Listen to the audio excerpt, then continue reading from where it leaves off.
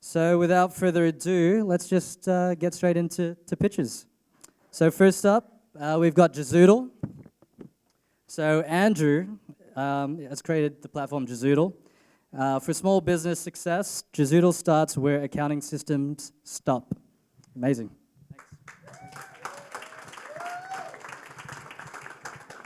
Hi everyone, I'm Andrew. I'm the founder and CEO of Jazoodle.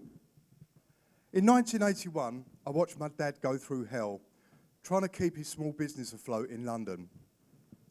And my dad's not alone. Up to 80% of small businesses don't make it past their 5th year. That cost the Australian economy $61 billion alone in 2017. But it's not just financial costs. A recent study by the University of Bristol put non-financial costs such as depression, addiction and family breakdown as very real effects of financial disaster. At the same time, we've got unprecedented numbers of small businesses moving into the cloud accounting. It's forecast to grow to $4.9 billion by 2023 at 19% compound rate. We have a massive tsunami of data available to small businesses. And small businesses, cloud accounting allows small businesses to socialize that data to their professional partners. The core problem with accounting systems is inherent in all accounting systems, and that's that they look backwards, not forwards.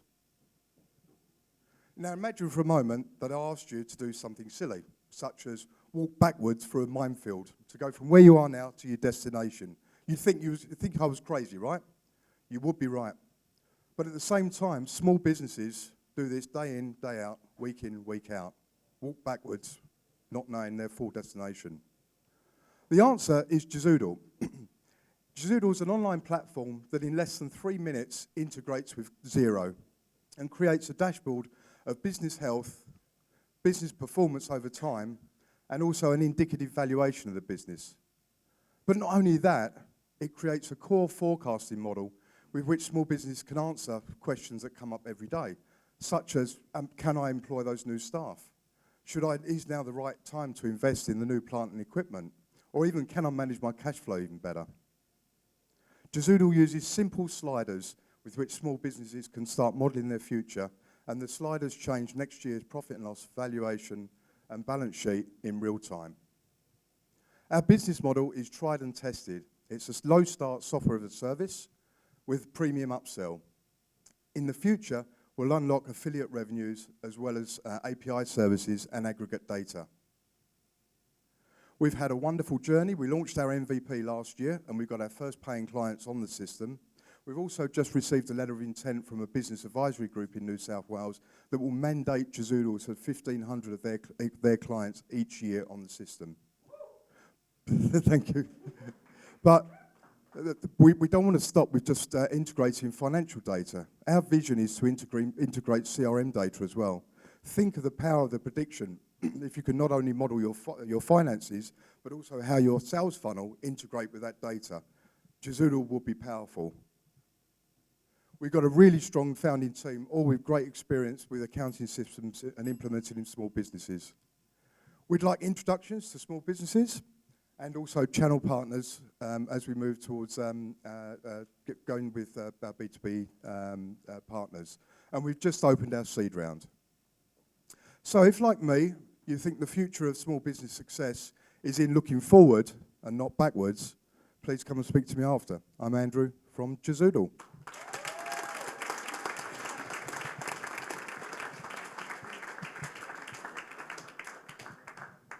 Thanks, Andrew. That was really insightful. Definitely need that for a lot of businesses, so good stuff. So next up, we've got judges. Judges, please let me know what you thought. I need. All right, we're on. So great job, really enjoyed that. I was pretty depressed after the first 3 slides though. And I was like, oh my God, like, where's he going with this? So, and by the time you got to the traction slide, I'm like, okay, this is a real serious business and you're doing well. So I'd maybe just think about, because this isn't a question but more a comment, being a bit more upbeat in the first few slides, because businesses fail, it's really hard, and everyone's going to depress is maybe not a great way to kick it off, but the rest of it is awesome.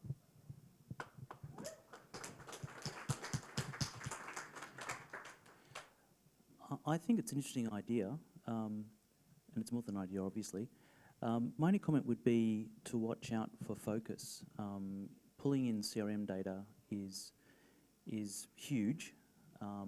Again, it turns it into sort of a mini SAP in some ways. So having focus might just make sure that you can hit your goals. Basically, that's anything I've thought. The only other thing I think I'll mention is also making sure it's defensible, so that somebody doesn't see this and go, oh, some executive sees it and goes, well, I can just do that as well. Watch out for those things. That's good. Yeah, so I certainly echo the feedback earlier, but I'd also say congratulations. I think you're onto something as well. I think in particular the thing that stood out for me that is just quite valuable is the sliders that you were talking about in terms of the the profit and loss statement, the balance sheet, cash flow statement, etc. That the forecasting and the variability that's within that is obviously incredibly difficult for businesses, and I've actually never seen a solution that's really out there on the market that's really handles that particularly well. So I think the sliders idea is a very good one. I think you could probably even dial that up further, to kind of explain that further. In terms of the pricing model, I didn't necessarily see that, as to maybe I missed that. How much is it? As a small business, I think it's looking like it's a software as a service style model. How much is that? For me as a small business, so I think I'm expecting reasonably competitive pricing for that. And for that easy integration into my accounting platform. So I think that would be something that you could add to the deck. Thank you.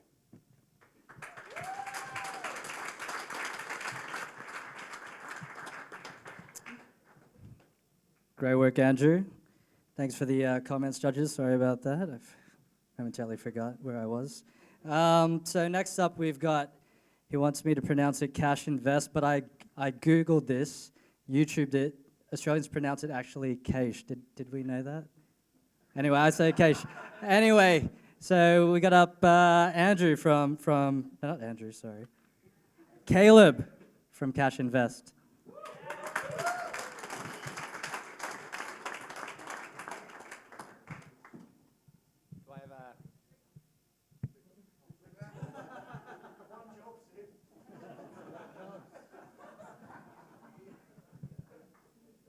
Hi, my name's Caleb, and I'm the founder of Cashe, and we're building the world's most powerful everyday account. If your money's in a big bank, after the first few months, your interest rates will fall to about 0.5%. That's losing 1.5% to inflation every single year. And those losses, they compound over time. Over a decade, a $10,000 balance will lose over $1,600 to inflation. Sadly, there are no other options. You can't use an investment product as an everyday account. The fastest product in the market today is an ETF, and they trade on 2 business days' notice. That means if you want your money out on a Friday night, you're waiting to receive it until Wednesday morning. The solution is Cashe, the world's first everyday investment account, where your money generates investment-grade returns and it's accessible at the same time. Our customers receive a bank account number and a MasterCard, and they can send and receive money in real time, just like a bank account. But while money's in the account, it's invested in a range of globally diversified investment options, starting with cash, conservative, balanced, and growth. And this is where it gets really interesting. Investments massively outperform bank accounts over time. Over a decade, a growth fund should outperform a bank account by over 20 times. Banks can't compete with investment returns. We're targeting a millennial segment. You may think that young people want to take more risks with their money, but that's not true. Millennials are risk averse, and our product gives them control over their money. Control over how much is at risk and how much is kept safe. And if they get worried about the markets, ours is the only product in the world where you can move your investment to cash instantly, 24 hours a day, 7 days a week. Our revenue model is simple. We charge a flat fee of 0.5% per year. It's a similar model to an index fund or ETF provider. But this market is huge. There's over $2 trillion in Australian bank accounts. At a revenue rate of 0.5%, that's an $11 billion a year opportunity. We've made great progress since we started in November last year. We have over 500 sign-ups for our product. They'll form a good base to test our MVP. Our MVP is well progressed. We can demonstrate our mobile application to you after the presentation. And we've identified all our key strategic partners, the people that connect us to the financial system. And we're integrating our system with theirs as we speak. We'll put our product into market direct to consumers in the third quarter of this year. And then we'll offer white-labeled solutions to existing fund managers, so they can also offer everyday accounts to their customers. Our unfair advantage is our team. I'm the CEO. I was previously an investment funds lawyer at one of the leading investment funds practices in the country. And Tony Thrasis is our CTO. He was CTO for Vault Bank and Flexi Group. Tony designed and architected Australia's only licensed neobank. We're currently raising $2 million. This money will put Cashe into market with a runway to acquire customers and take on the banks. If you'd like to know more, please go to our website, casheinvest.com.au, and sign up for our waiting list. That's Cashe, the world's most powerful everyday account. Thank you.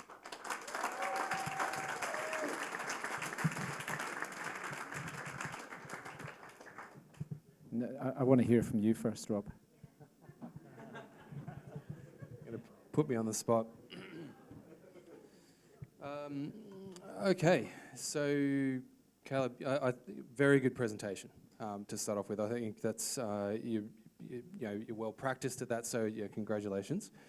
I think that the opportunity that you're looking at is actually a very good one. You know, at the moment, money, when it's sitting kind of idle, in standard current accounts or transactional accounts, is earning that low interest. And I actually share your thoughts that that money could actually be better put to use. Whilst it's rather than sitting there being inactive, it is actually far better deployed into ETFs and the like. I think so. Yeah, I think your thesis is quite good. I think as to competition, there's not a lot of kind of references there to competition, and that's probably for good reason. But I think you're going into a pretty hotly competed space at the moment. You're certainly not an island, So firstly, you've got a whole kind of new phase of startup banking entities that would have very similar philosophies to you that are coming into the Australian market under new licensing laws, and you've also got the same thing overseas with all the kind of challenger banks that are coming up, and so that and the incumbent market. So it's a hotly competed space. So. As to all the key points within the deck that I was kind of looking for, I think you hit that. You're clear on your pricing. You're clear on what you're trying to raise, and you're obviously confident about the value proposition. So I think good job overall. But very hotly competed space.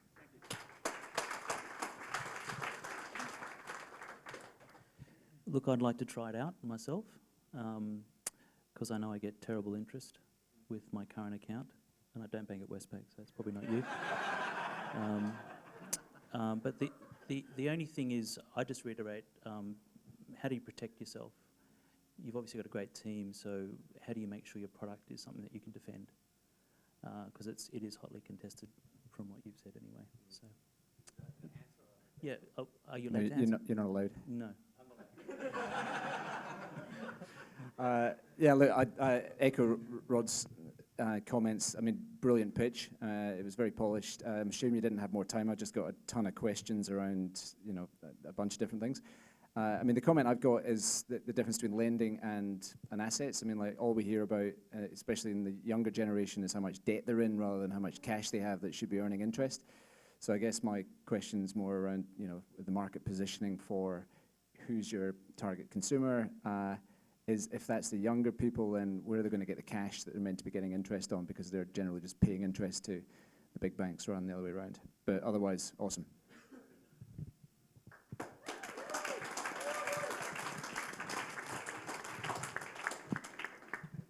Great job, Caleb. Just wanted to mention, sorry I didn't do the intro, but Cashe, he told me. Why are you going to do that? Anyway, Cashe. Cashe Invest is a readily available store of value. I didn't know that before. I thought it was a data, just store of data when it's readily available. So value, definitely. Thank you. Anyway, so next up we've got Kurt from Perla. It's a social network where investing happens. We're helping everyone become better with their money, starting by helping more people invest well. So next up, Kurt.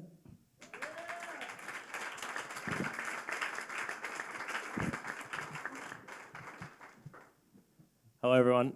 Before I start, I'd like to just set the record straight. This stain on my pants is actually beer. Okay? So my name's Kurt, and I'm a co-founder of Perla. Perla is an online investing platform that helps everyday people connect with, thank you. Connect with investors they trust so that they can make better decisions when their money, particularly when it comes to investing in shares. So we've had a massive change over the last 20 years. Today we are sharing more than ever. We're sharing our homes, we're sharing our cars, and we're sharing our knowledge. When it comes to sharing knowledge, we're leaving reviews, we're joining forums. We're more interested than ever in just helping each other out. And so because of this, if you then go and look at investors, well, the best investors are doing it too. Because 38% of confident investors use their personal networks to make decisions. The problem, though, is that everyday people don't share their financial information in the same way. And because of this, it means they make worse financial decisions and get worse financial outcomes. So the result is that even though 84% of people, when it comes to investing, want to invest, only 19% of us end up investing confidently. That means that a staggering $2.2 trillion of money is sitting in Australian bank accounts today. It's mind-blowing. Everyone knows that they could do better with their money than what they actually do right now. And so that's where Perla comes in. We're the bridge that connects everyday people with trusted investors so they can have clear and meaningful conversations in a language everyone understands so that we can all do better with our money. So on Perla, you compare portfolios with investors you trust. You set goals you're really motivated to achieve. You invest easily to achieve those goals, and then you share the journey with the people you care about, your friends and your family, so you can all get better with your money together. So investing on Perla is pretty simple. You just check out Warren's profile, or a Warren you know, and you see how they do it. And you can even invest like them in just one click. Our advantage, or our unique space, is that we're combining social with long-term investing. You look at the other social platforms out there, like an eToro, and they're trading platforms. They're for day traders. You look at your traditional online brokers, like your CommSec, your NabTrade. They're trading platforms too. They're built around buying and selling. But investing is so much more than that. And everyday people want to invest for the long term. And so the only real purpose-built option is a robo-advice platform. But they don't give people control. And people crave control. They also don't give them the ability to compare what they're doing with their peers. And this is how we make decisions in every aspect of our lives. So at Perla, we allow people to do each one of these things. That's not it though, because we're also Australia's first freemium investing platform. On Perla, investors can own 3 shares at a time for free, and they have 2 ETF purchases on us every year. We've got the team to get the job done. Hayden, our CTO, he's worked at Microsoft before in Seattle. He's been a professional developer since he was 15. Nick has been an investment professional here in Sydney, managing hundreds of millions of dollars for the past 6 years. And myself, I've been an everyday investor since I was 14 years old, worked professionally in investing as well as engineering. So my ask to you is, can you please join our community so we can start sharing our knowledge and building wealth together? Thank you.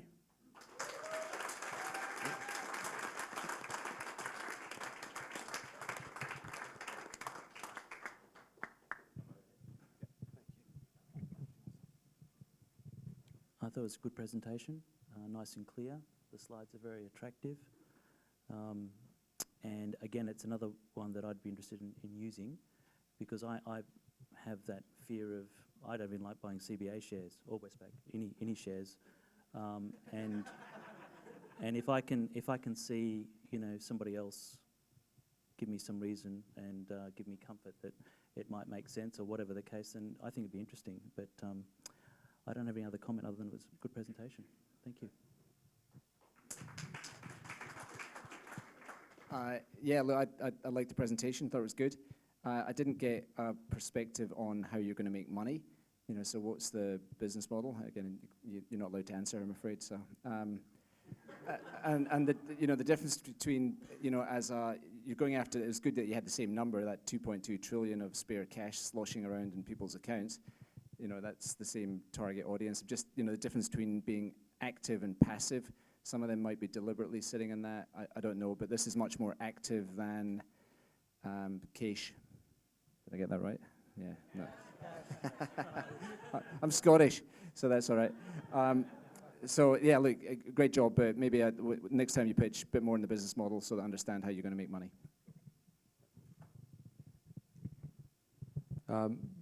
Yeah, I couldn't agree more with respect to the business model. I think that I had the same question. How are you going to make money?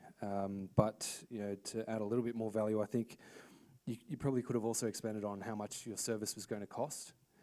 At the moment, that's not really discussed. And on the point of it, the active investor point, one of the things that there's a lot of set and forget style models out there. And I really liked the slide that you had on the competitors. I think you'd laid out that slide on the competitors particularly well.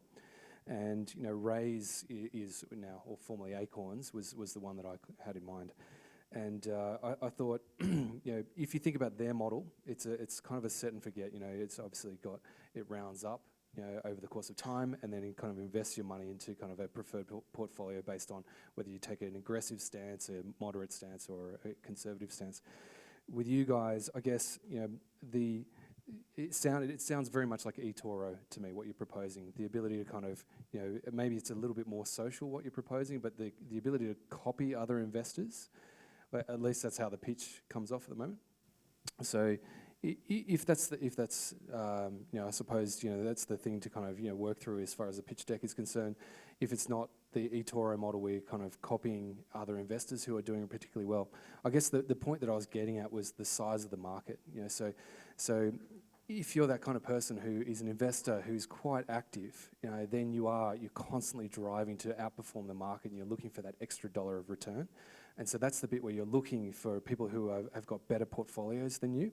And so they're the people that you want to follow. And if it's a slightly different model to that, then it's come off differently to me.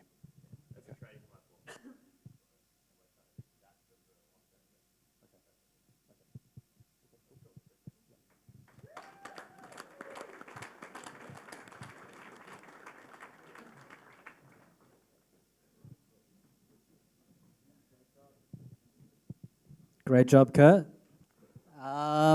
So how are we all feeling about the pitches so far, guys? I like it.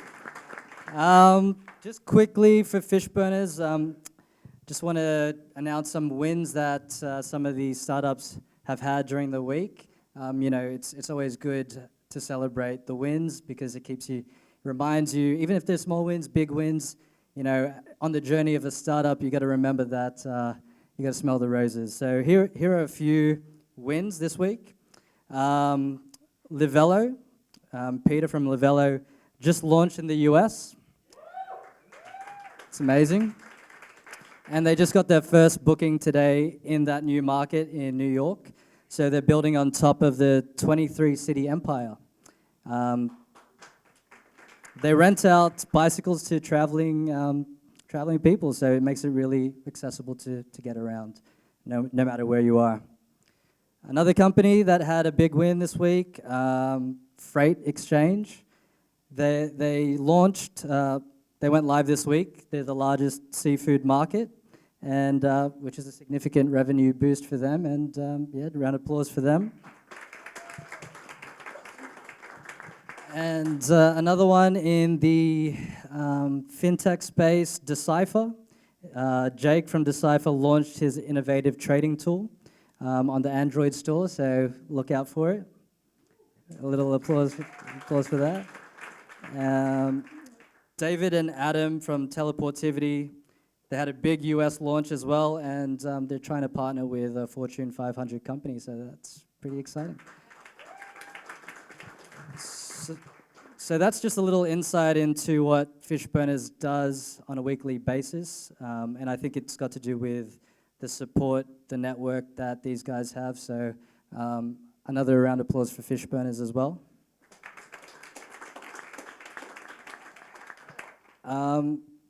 And because we're so innovative, you know, we can vote for these pitches that you're going to see tonight. So we're halfway through.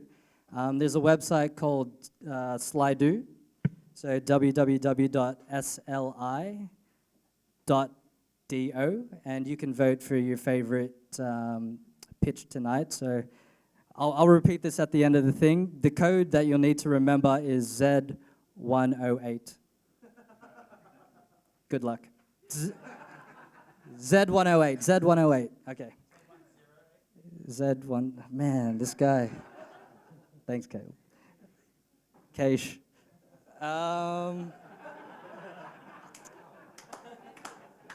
Cool. So let's move on to the three remaining pitches. Next we have is Carey. He's co-founder of MoneyLoop, COO as well. A fintech business helping Australian consumers through life's little mishaps. Give him a round of applause. G'day guys, my name's Carey and I'm the co-founder of MoneyLoop, a fintech business supporting all Australians during life's little mishaps. Meet Jane here. Jane's a 20-year-old university student. Unfortunately, Jane went through a serious car accident last week. As a result, she's got a $1,000 excess bill from her insurer. So Jane, being a full-time uni student, works 10 hours a week in retail, and she's actually just paid for a Kentucky tour in Europe. So where does this leave her? In a hole. So, sorry, she's in a hole, but where can she turn to? Bank of mum and dad? Payday lender? She's not alone. 59% of Australians can't find $3,000 when they need it most. So our research has shown us that 22% of Australians make an insurance claim yearly, and of these people, 40% say they need more time to find the money to fund their excess. So how does MoneyLoop solve this problem? For Jane, being able to access MoneyLoop would enable her to access an interest-free and a fee-free instalment plan for her to pay her excess. For an insurer, MoneyLoop can provide a white-labelled solution for them to receive cash flow on an upfront basis, while also ensuring a fantastic customer experience. So how does this all work, you may ask? So whilst Jane is filling out her excess form, MoneyLoop has a proprietary credit decisioning engine in the background, looking at her real estate data, her social data like LinkedIn and Facebook, and also job data through AVS, to come up with a credit decision in 10 to 15 seconds. This enables us to determine Jane's credit risk. Off this credit risk, we're enabled to price our credit appropriately. So how do we make money, you may ask? MoneyLoop will request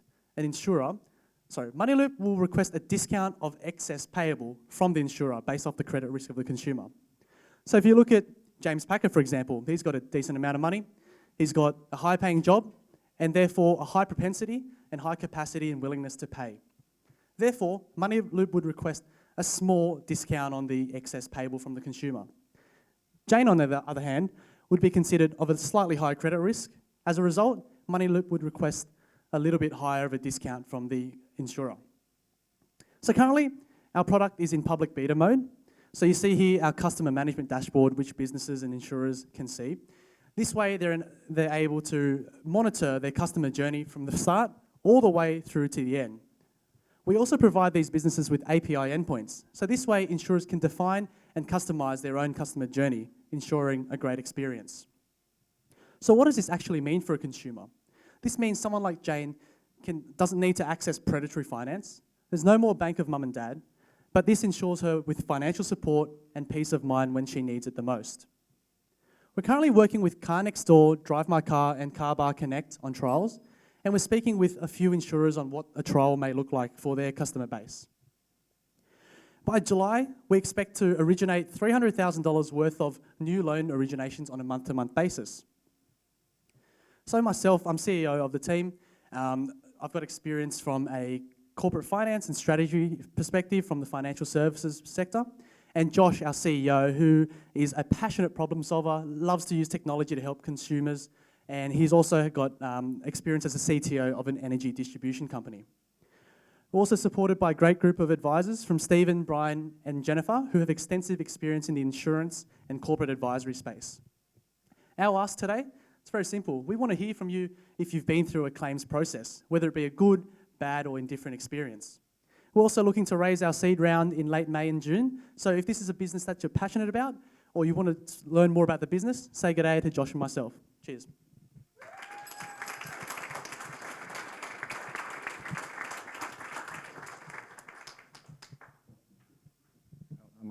I'm going first, it seems.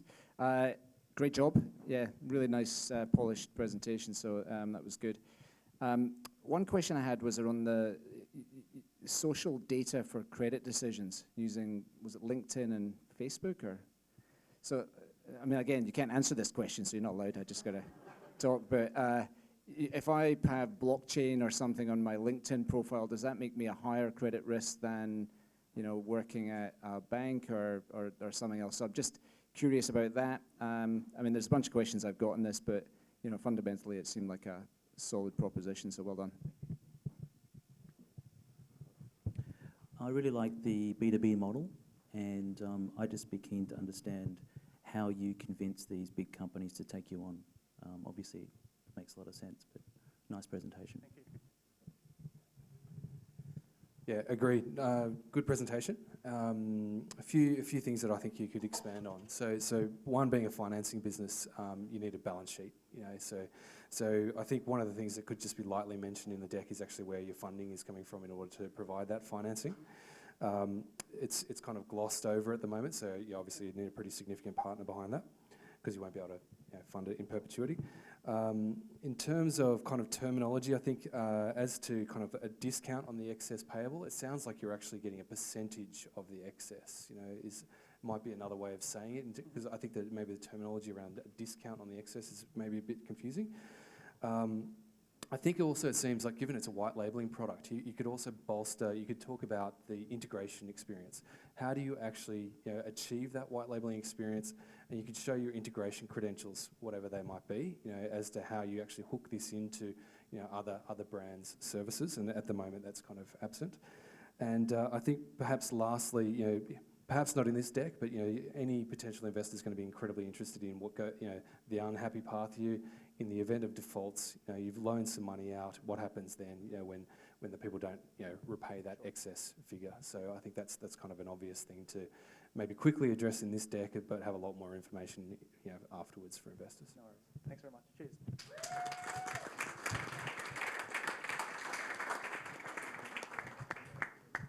Well done, Kerry. That was amazing.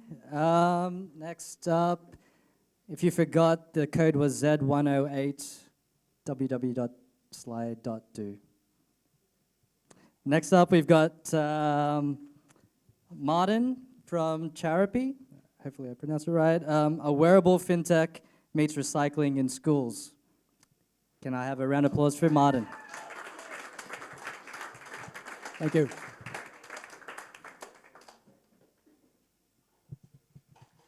Fintech's hot right now. But you know what's even hotter than fintech? Recycling. And at Charopy, we put the two together to create something really unique in Australian schools. My big announcement today is that we just launched this week with real customers doing live payments. Thank you. We've been in market for 5 days, and my background is I've worked in the selling payment solutions into the education sector for many years. But the buzz and the excitement that I saw this week in 5 days with those schools, those kids using our technology, is like nothing I've ever seen before. And I want to talk to you a bit about that tonight and how we do that and why it's unique. So first, the problem. Recycling. There's a couple of big problems in Australia and in the world with recycling at the moment. The first one is that single-use drink containers make up a large percentage of the litter that we see in our waterways, in our oceans, in our parks, whatever. And that's the one I'm going to focus on specifically tonight. But there's a second problem that Charopy also addresses by using our army of kids in the schools around this yellow lid curbside bin collection, where if you've heard the publicity about China's national sword policy, a lot of local councils around Australia are dumping that in landfill today. The community doesn't like it. Nobody knows what the answer is. I think we've got part of the solution. But I'm going to focus on the first one tonight, and that is the container deposit scheme. Every mainland state in Australia bar Victoria, and I'm a Victorian, those Victorians may be a bit slow at times, they'll get there eventually, but every mainland state has legislated for a container deposit scheme. And that puts in place a really good structure around this business. In that, you look at New South Wales, the first 3 months of this year, 600 million cans and bottles returned. Gross that up annually, then take it nationally. This is a $1 billion a year industry, and it's legislated. It's like a gold rush now, that everybody's out there trying to stake their claim. And I think what we're doing at Charopy is really interesting. We've got a good stake for a part of that business. So here's what we do. So the schools or the P&Cs pay us for a silicon wristband that's got an NFC chip inside it. The technology is similar to the chip that you have on your credit card that enables contactless payments. They then give that to the kids in the school. The kids in the school then bring in recycling from home, and a senior student, a prefect, just checks that that is an eligible container under the container deposit scheme legislation. And then if I'm a kid and I bring in 5 cans, then on my wristband, my Charopy wristband, I get 50 cents credit. And so this is what happens next. I want to go to the canteen for lunch, get a snack.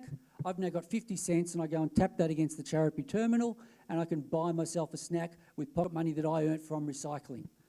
But here's where it gets even more interesting than that. Because we can track the data down to the individual student as to who's doing recycling and who isn't, we actually share that data with the school so that the teachers and the school can see, and they can reward the children through recognition. So there's 2 drivers that we're working on here to get a fundamental change in behaviour. One is adults aren't really that motivated by 10 cents, but kids are. So primary school age kids love money. And secondly, they also love peer recognition. If you know primary school age kids, they love getting called up at assembly and getting a certificate tally from the principal saying they're the top recycler. But what gets even more interesting than that is that the schools that I'm working with are looking to incorporate that data into the teaching, into the curriculum, so when they do lessons on the environment, lessons on sustainability, they want to incorporate that data from the kids to make it much more tangible. So here's a few photos of this week that we took at schools to show you. Just look at the excitement on these kids' faces. Look at that kids tapping on the Charopy terminal. Just the buzz in the schools is phenomenal. The kids are so excited. They all want to get their hands on one of these wristbands. And even this next one's the cutest one of all. Have a look at these little kids. They're only 5 years old, but look at the left and right in this next photo when the kid's tapping his Charopy product. Absolutely gorgeous. When you can get that sort of dynamic, that sort of buzz in primary schools, you could drive real change in community behaviour around recycling, and everybody wants to see that happen. So I think we've got the team to make it happen. There's myself, there's Nora in the crowd tonight, and also Andrew, a really good core team, and we're working really hard, over the next few months to prove this out, but early indications are very, very positive. In the next month or 2, I'll be looking to raise expansion capital because I want to grow this much faster in New South Wales and Queensland. I want to be on the ground in WA in 2020 when the legislation goes into effect, and I want to scoop up as much business there. It is a massive opportunity both here and globally, but thank you very much for your time tonight.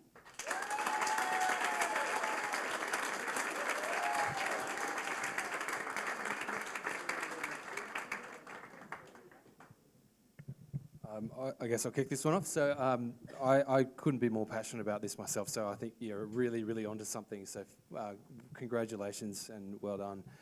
I really love the kind of reward mechanism that you've actually built in, to the offering, and I think that I can really see it actually working. Can I just check? Are you I know we're not really taking questions here, but are you a not-for-profit or are you actually a commercial entity? Commercial. Okay, so I think therefore, if you're a commercial entity, I guess I can see obviously I can see the incentives for the kids. At the moment, I guess the business model for you guys, there is a pretty good opportunity there. It is also global, but at the same time, maybe the business model for you guys could actually be just a little bit clearer. Particularly if you're looking to raise expansion capital. So I'll keep it brief, but great idea.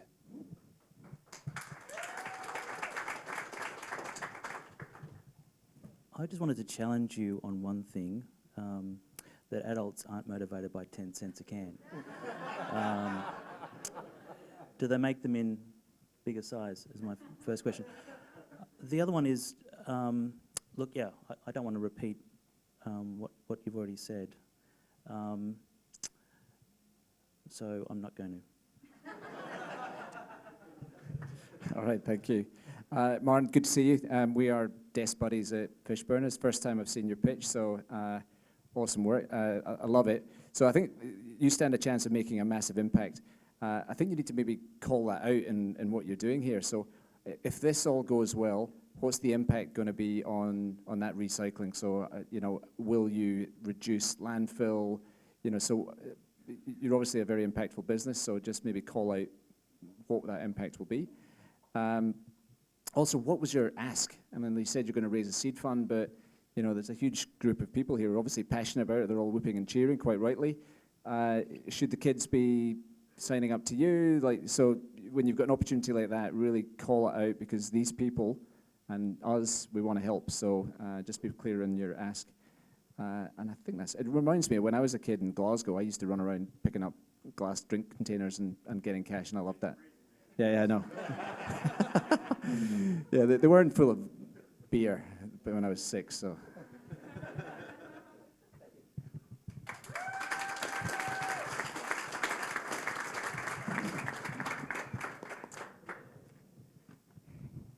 Great job, Martin. That was really amazing.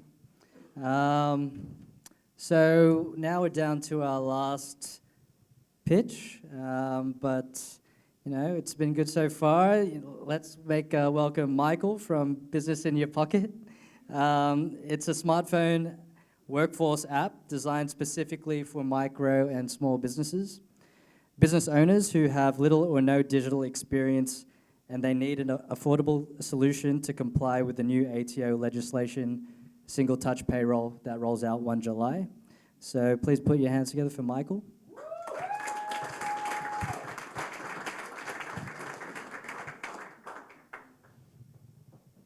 Hi everybody, I'm Michael. Okay. Well, I'm the founder of Single Touch Payroll, of Business in Your Pocket, sorry. And here's the problem that I'm trying to solve. Micro and small business owners are still focused on a third of their time on administrative tasks rather than on their core business. This is a very common challenge that they face. And their biggest pain point, in fact, their most time-consuming, is what we call the pay cycle tasks. These are the things they've got to perform every single week as a result of having employees. And thanks to the ATO, they just added one more additional task to that cycle. And it's because of what we call single touch payroll. It's a new way that they have to report their super and their pay-as-you-go every time they do a pay run, thanks to our Commissioner of Taxation. So this is creating a unique opportunity, and there's a lot of buzz in the market at the moment. But what the Commissioner has identified is that there are 400,000 micro and small businesses out there right now who do not have any commercial software whatsoever. They're old school. And so the Commissioner has made it very clear that the market's got to supply an affordable solution to these digital dinosaurs. Well, we're that solution. We're an affordable app on a device that's always in their pocket, and it allows them to perform every single task that gets them to that end result, which is the single touch payroll, which is what the Commissioner really wants them to be able to see. And it allows micro moments to be used by these very time poor people.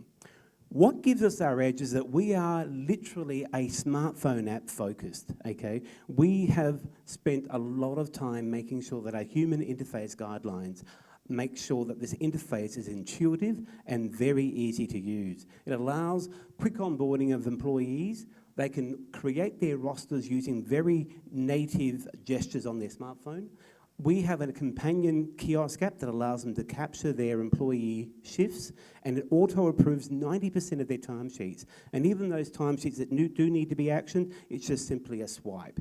And our signature feature here, running the payroll, they can run payroll, pay their employees into their bank accounts, issue their pay slips, and be STP compliant in less than 5 minutes on a smartphone device. This is really amazing. So the solution that we're going to market with is this affordable $10 offer that the Commissioner has very clearly identified. And we believe this one is the one that's going to be the kick-ass, because it's the 1 to 4 who have no commercial software whatsoever right now. But we're also going to provide a $25 version, which is the ones for the 5 to 19, who we call the small businesses, who also already have a commercial product. We want to aim to have 10,000 subscribers in year 1 and get to 285,000 in 5 years, because we're going to go global. And this is our modelling, which is what's going to get us to our first 10,000. We think that's a very realistic target. And our roadmap is very secure to get us our delivery of our 1 July $10 offer. We've already got a public beta out there for $25. In terms of competition, the ATO's received 22 proposals.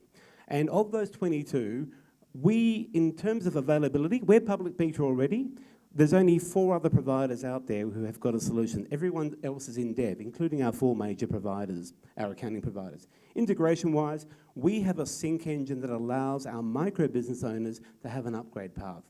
We also have, in terms of functionality, we kick ass. We have every single pay cycle task covered off, whereas our competition are all going for that last mile, which is the single touch element, just only that. And we are smartphone centric. We are not web-based or desktop-based.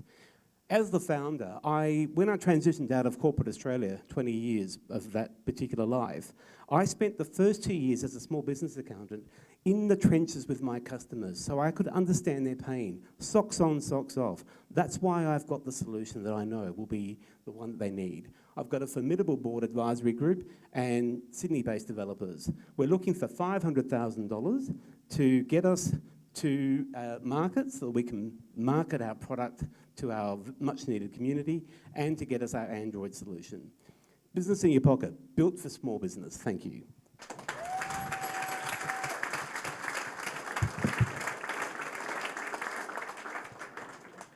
All right, thank you, Michael. That was excellent. Could I just say that every pitch tonight was really good. The last couple, it's not these. I think you were better than any pitch I've seen at Fishburners in my time here. So, good job to all of you. A few comments. This again, it's more questions I have. Like, it seems really competitive. I mean, if this thing is now out there and you've got the 4 big accounting platforms going after it, plus another 22 providers offering this $10 a month. That seems challenging. I would love to have heard some feedback from the beta. So, it seems like a no-brainer for customers out there. So what are they saying? If you took that away from them, would they be throwing themselves in front of the street in York Street saying, give me this back? That's what I'd love to hear. And then putting my purely venture capital hat on, $5 million for a pre-revenue business valuation. I just fallen off my chair and got back on, so it seems expensive. But otherwise, awesome.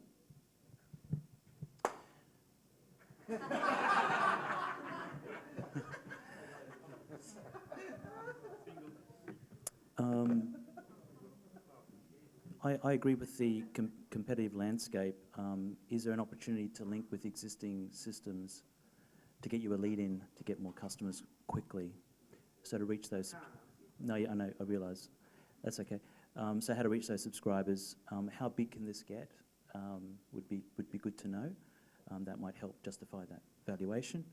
And I'm sorry, your pre-revenue, so I was going to ask, how many clients did you have? Pre-rev, yeah, no problem. Thank you, it's very good. Yeah, Great presentation. Hit most of the points, if not all. I think probably the only thing to add, in addition to what the guys have already covered, is perhaps from the staff point of view. Because you are talking about a small business solution and a payroll solution, and obviously when things go wrong, which they do invariably, you've got the kind of the support side of things, from the staff members' perspective, and I think you speak incredibly well to the business owner's point of view, or the chief operating officer or the payroll clerk, or all of those seem to be. Yeah, and a lot of those roles are all kind of combined into a single person, of course. Yeah, that's right. So yeah, I do take that point. But I guess from the staff member's point of view, when things go wrong, it can be very awkward to kind of, have those conversations with the small business owner. And I guess, there's that follow-up factor about, who they call, and if it's all kind of done in the app, maybe that's already transparent to the staff member. Maybe there's a view that they've got, so none of that's kind of referred to. Yeah, okay. Yeah, just saying there's an extra point of view from the staff member. So thanks.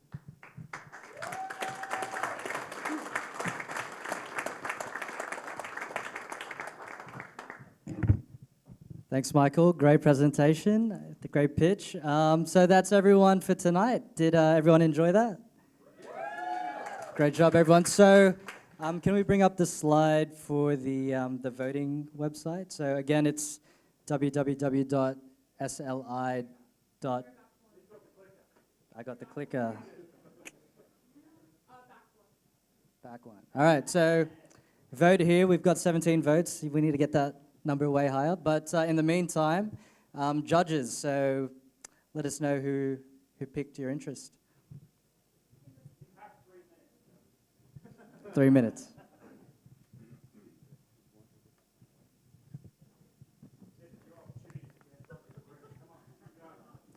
Come on, vote. What's going on?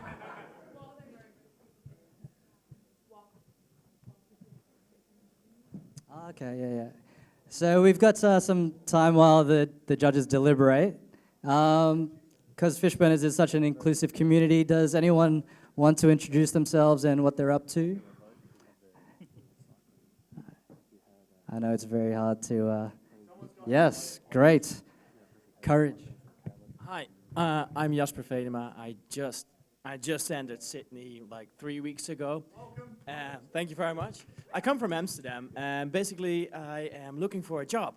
So I've been I've been to these meetups all over, and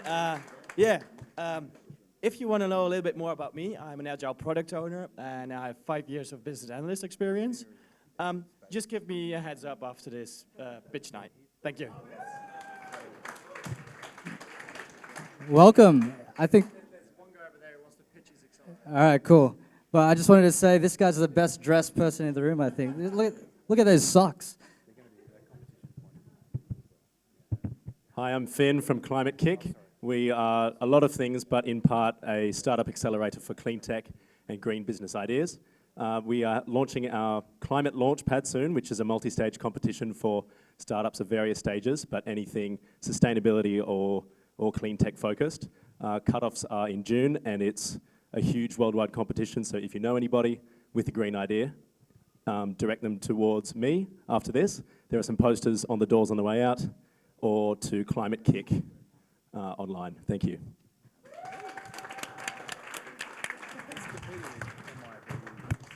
Anyone else? Cool, well, I didn't really introduce myself, so who the hell am I? I'm Sid, started a company called PopTax, and can I just ask a quick question? Who hates dealing with their taxes every year? Who finds it boring? Who finds it complicated? There's like, there's half hands up. I need full. So yeah, that's why we created PopTax. We're trying to reinvent the way that your relationship is with tax and accounting. And it's a mass product for everyone that needs to do it every year. I'm looking for partnerships. We're trying to do 15,000 tax returns this year, so it's going to be an exciting time. Would love to get in touch with anyone interested to come up with some collaborative ideas. So now that I've got the plug out of the way, judges, do we have a decision?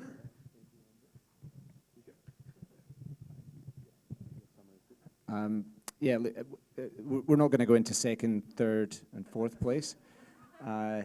So let's just go with the winner. So Cashe is our decision, and it's a combination of, I think it was the best polished performance. I think your team was super impressive. Nice touch with the suit. And yeah, I just think it's very competitive and difficult what you're doing, but the market potential and the way you articulated that ambition we thought was the best from our side. But the rest of you, don't be disheartened. It was awesome. So Cashe.